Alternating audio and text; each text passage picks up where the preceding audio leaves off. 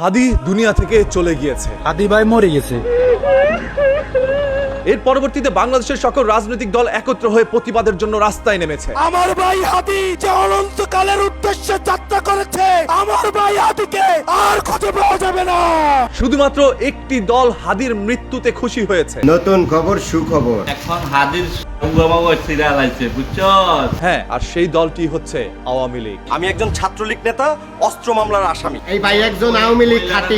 জয় বাংলা। আর আওয়ামী লীগের খুশিতে খুশি হয়েছে ভারত, কারণ ভারত চায় না ভারত বিদ্বেষীকে বাংলার মাটিতে বেঁচে থাকুক। যে হাদির জীবন কেড়ে নিয়েছে তাকে পুরস্কৃত করতে চায়। আমার একটা দাবি দেশবাসীর কাছে, উসমান হাদিরে যে আহাম করছে এর বড় ধরনের একটা পুরস্কার দেওয়া হোক। একজন মানুষের জীবন কেড়ে নেওয়ার পরও কিভাবে তারা আনন্দ উল্লাস করতে পারে। এ বেটা নি বেটার তো কেরাদানি গুলি করে দিছে, এনে হাসপাতালে বয়ে বয়ে কওগা দিল্লি লড়কা হা।